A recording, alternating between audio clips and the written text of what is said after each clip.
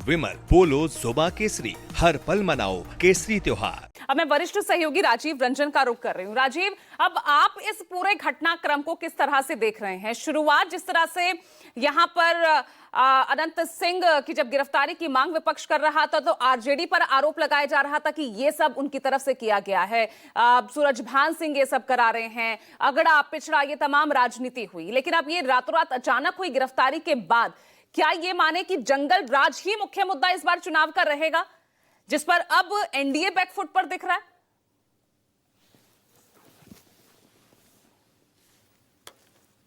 ये परसेप्शन कहिए या छवि खराब होने की चिंता कहिए या जो भी है, प्रशासन ने या जिला प्रशासन ने यह तय किया कि देर रात अनंत सिंह को गिरफ्तार किया जाएगा। वो गिरफ्तार कर लिए गए।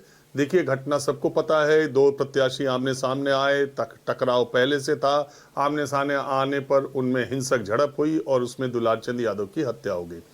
सवाल ये नहीं है पूजा, सवाल ये है कि 20 साल के सुशासन की जो बात कही जाती है, जो ये बात कही जाती है कि लालू यादव के जंगल राज को खत्म कर दिया गया, खत्म है नीतीश कुमार की सरकार में। सवाल उससे इसको आप थोड़ा रिवर्स करके देखिए।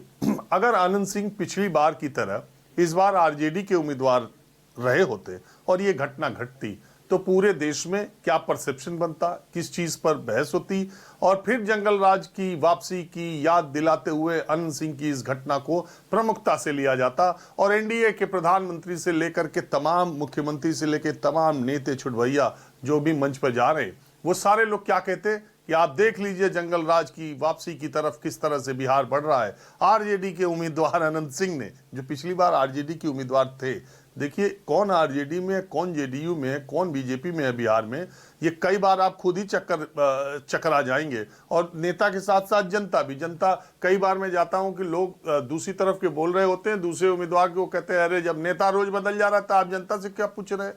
नीतीश कुमार पलट जाते हैं तो सब विधायक पलट जाते थे, जैसे जैसे ये लोग पलटते हम लोग भी पलट जाते हैं, उसमें क्या है?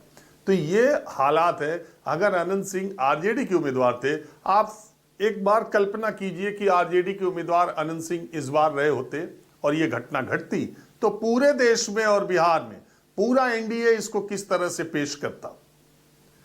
अब आप ये देखिए कि अगर वो आरजेडी के उम्मीदवार होते तो ये घटना घटने के बाद वो कितने देर में गिरफ्तार होते और उनके साथ क्या कार्रवाई होती।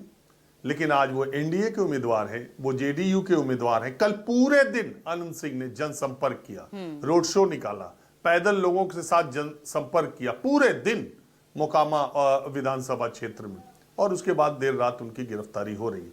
अगर वो आरजेडी के उम्मीदवार होते तो क्या ऐसा होता?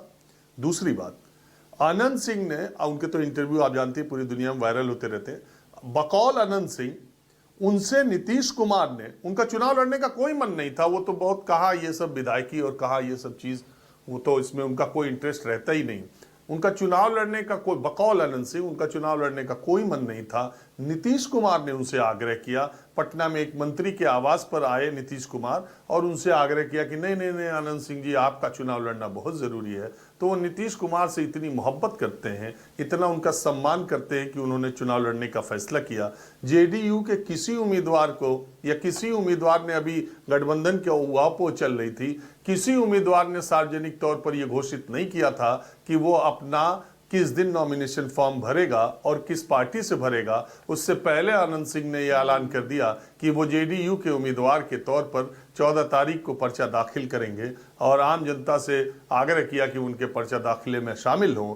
और अनंत सिंह, जो कि सिर्फ 90 किलोमीटर की दूरी पर पटना से रहते हैं, वो चुनाव चिन्ह लेने नीतीश कुमार या जेडीयू के कार्यालय भी नहीं आए, अपने आदमियों को भेज दिया और जेडीयू ने उन्हें चुनाव चिन्ह, उन्हें सिंबल अलॉट कर दिया। बड़े बड़े नेताओं को, बड़े बड़े नेताओं ने अपनी पत्नियों को, अपनी समधन को, अपनी बहू को चुनाव चिन्ह देते हुए बिहार में फोटो खिंचवाए, लेकिन अनंत सिंह पार्टी का सिंबल लेने के लिए नहीं आए।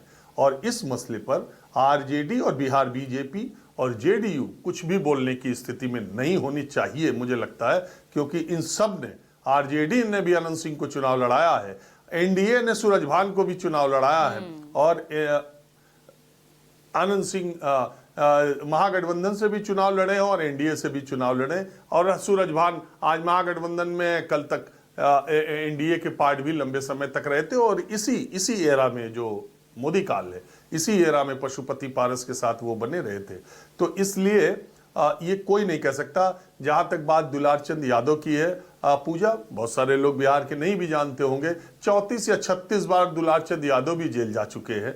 और उनका जो, हालांकि भारत में एक परंपरा है और उस परंपरा का निर्वहन मैं भी करता हूं कि जिस आदमी की मौत हो जाए उसके बारे में बहुत नेगेटिव कहने की आवश्यकता नहीं है, लेकिन तब भी जो ऐतिहासिक तथ्य है वो लोगों के सामने आने चाहिए। इन्हीं दुलारचंद यादव 1990 के दशक में विधायक, ये किताबों में दर्ज है, शंकर ठाकुर जो अभी इस दुनिया में नहीं रहे, बहुत अच्छी उनकी किताब है ब्रदर्स बिहारी बंधु नीतीश कुमार और लालू यादव के ऊपर, उसमें उन्होंने घटना का जिक्र किया है। एक और किताब बिहार की राजनीति पर ऐतिहासिक परिप्रेक्ष्य में, उसमें भी जिक्र है कि कैसे विधायक ना होते हुए इस बाहुबल का प्रयोग करने वाले दुलारचंद यादव को विधायक निवास मिला था, फ्लैट मिला था पटना में, और लालू यादव की सरपरस्ती में दुलारचंद यादव ने कितना रसूख जमाया था। और बाद में नीतीश कुमार ने भी उनको प्रश्रय दिया था। 34 बार करीब करीब वो जेल गए थे। और 90 के दशक में इसी मोकामा के टाल क्षेत्र एरिया में एक साल की शुरुआत के 8 महीने में 86 मर्डर हुए थे, 86 मर्डर हुए थे। दुलारचंद यादव वो 90 के दशक का एक बड़ा नाम थे।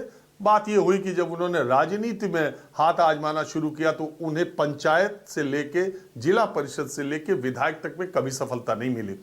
आनंद सिंह के भाई जो थे वो पहले भी विधायक थे और उनके बाद आनंद सिंह ने उस इलाके के एक समय के लिए सूरजभान हुए 2000 से 2004 तक। उसके बाद जब वो सांसद बन गए तो 2005 से लगातार 20 साल से आनंद सिंह वहां पर कभी जेडीयू से, कभी महागठबंधन से, कभी एनडीए से वो विधायक बनते रहे। सवाल इस बात का नहीं है, सवाल इस बात का है कि राजनीति में अपराधीकरण की बात करने वाले सारे राजनीतिक दल इसके लिए जिम्मेदार है।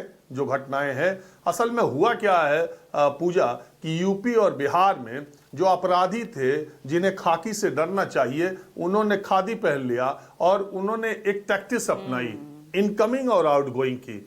कमाई के सारे संसाधनों पर कब्जा कर लो और गरीबों में उसको समय समय पर मरने पर, अस्पताल में, इलाज में, शादी में उसको बांटो। मसीहा की एक इमेज बनाओ, रॉबिन हुड की एक इमेज बनाओ। कमाई के संसाधनों पे कब्जा करो, गरीबों में बांटो, पार्टियों से परे अपना एक औरा बनाओ। और जब आप सीट जीतने लगोगे तो ये सारे तथाकथित सफेदपोश नेता जो राजनीति में अपराधीकरण का विरोध करते हैं, वो आपके घर आके आपको टिकट देंगे और इस तरह से आपका राजनीतिक रसूख बढ़ता जाएगा।